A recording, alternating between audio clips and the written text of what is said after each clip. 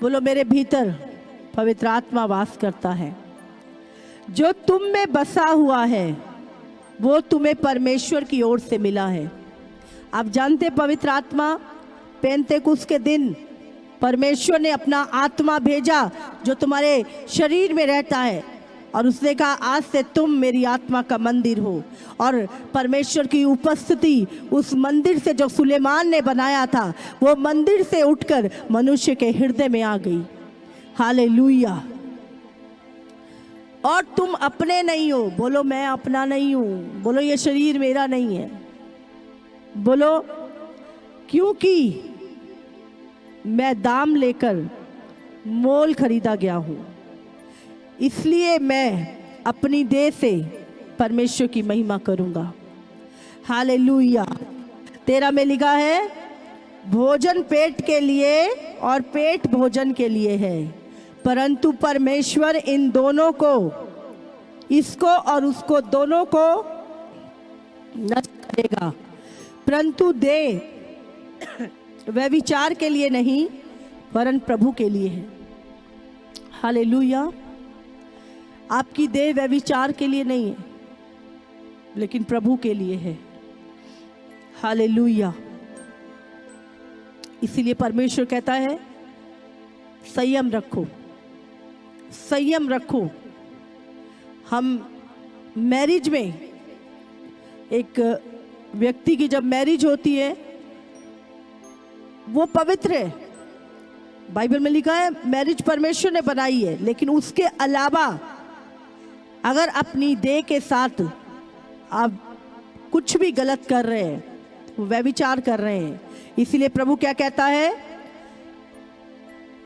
परमेश्वर उसे नष्ट करेगा। हालेलुया। परमेश्वर चाहता है हम पवित्र रहें, हम अपनी देह के द्वारा परमेश्वर की महिमा करें। ये देह व्यभिचार करने के लिए नहीं बनाई गई। ये देह गलत काम करने के लिए परमेश्वर ने आपको नहीं दी।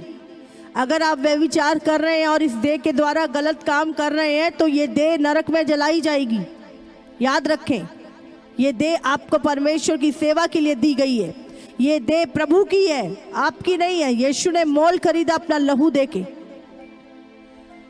इसीलिए अब इस देह से प्रभु की महिमा करें। हालेलुया। निर्गमन 19 में अगर हम पढ़ें, निर्गमन 3 उसका 3 से 5 में जब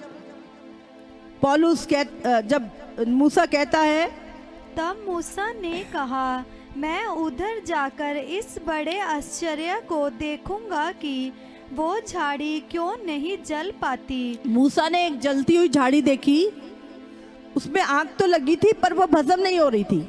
उसने कहा मैं देखता हूँ ये क्या चमत्कार है, मैं देखता हूँ जाकर। और मूसा उसे देखने के लिए जब गया तो जब यहोवा ने देखा कि मूसा देखने को मुड़ा चला आता जब यहोवा ने देखा कि मूसा देखने को मुड़ा चला आता है, तब परमेश्वर ने झाड़ी के बीच से उसको पुकारा। तब परमेश्वर ने झाड़ी के बीच से उसको पुकारा, हे मूसा, हे मूसा, हे मूसा, हे मूसा। मूसा ने कहा क्या आज्ञा?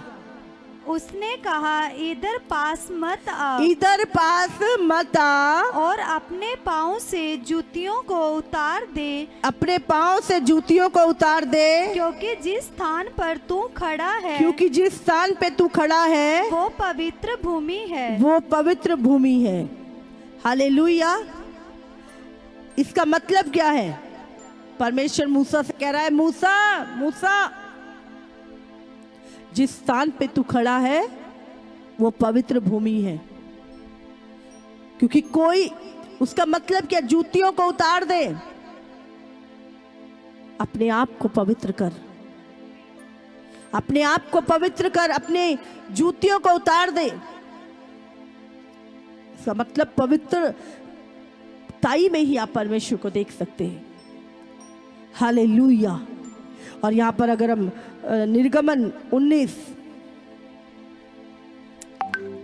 उसका 14 से पढ़ेंगे, तब मूसा ने पर्वत पर से उतरकर लोगों के पास आकर उनको पवित्र कराया और उन्होंने अपने वस्त्र धो लिए।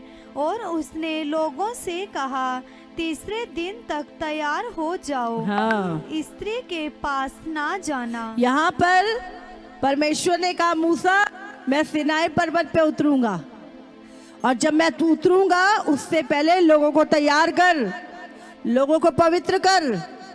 लोग 3 दिन उपवास में जाएं, लोग अपने आप को शुद्ध करें, अपने वस्त्रों को शुद्ध करें, और कोई पुरुष अपनी स्त्री के पास भी ना जाए जब आप उपवास में होते हैं।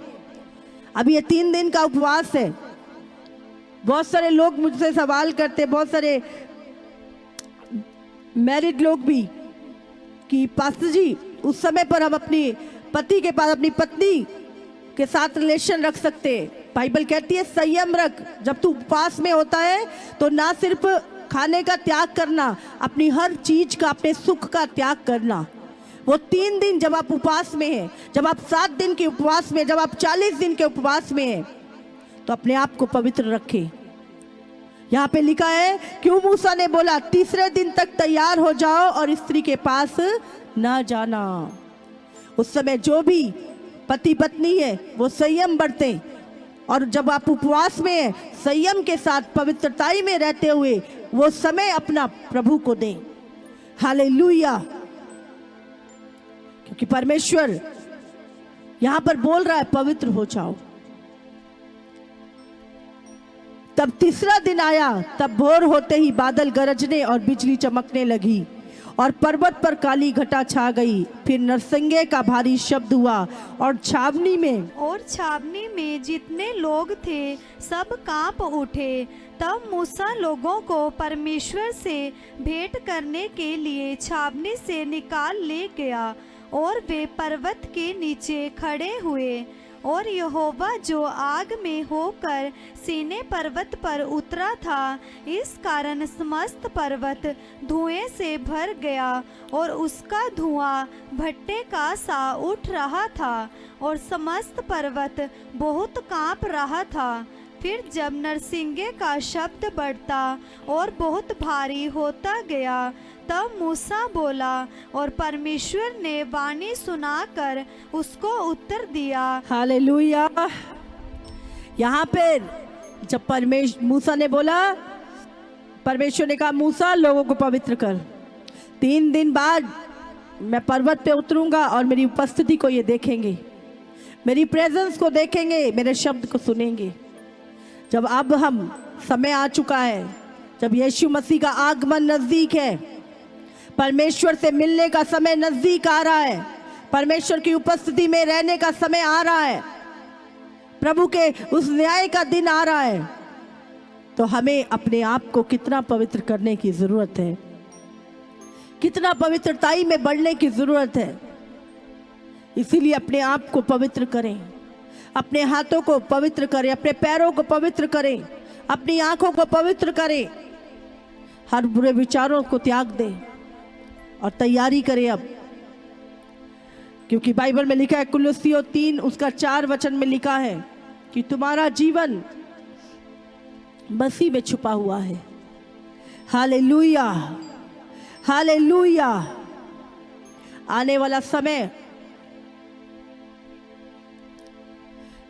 देशों देशों के लिए एक चैलेंज का समय है, एक चैलेंजिंग समय है, स्ट्रगल का टाइम है। ये सारे देशों में और बहुत बड़े वायरस आ रहे हैं, महामारियां आ रही हैं, भयानक समय आ रहा है। मैं आपको बता रही हूँ, जो लोग ये शांति सिर्फ परमेश्वर, वो लोग परमेश्वर की विल में है, परमेश्वर की मर्जी में है,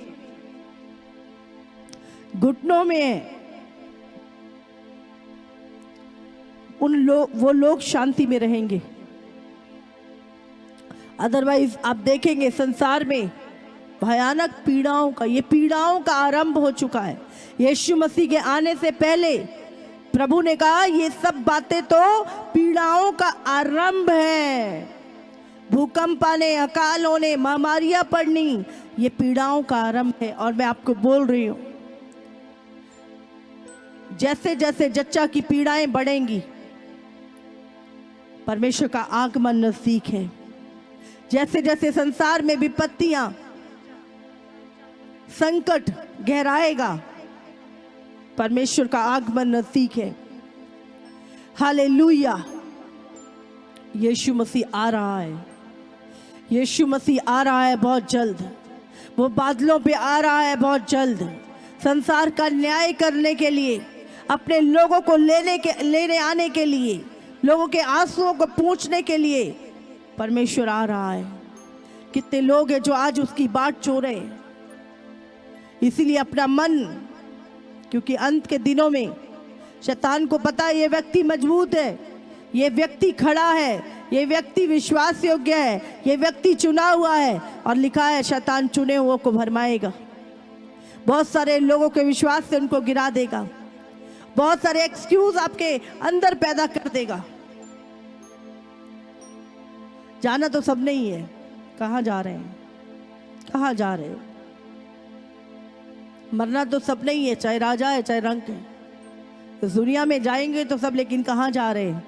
धन्य है जो यीशु मसीह के नाम के कारण सताए जाए। यीशु के कारण अगर आप सताए जा रहे हैं तो आपके लिए स्वर्ग में बड़ा प्रतिफल है। यीशु मसीह के कारण अगर आप मार दिए जाए तो बाइबल में लिखा आपका स्थान यहोवा के बिल्कुल वेदी के सामने होगा।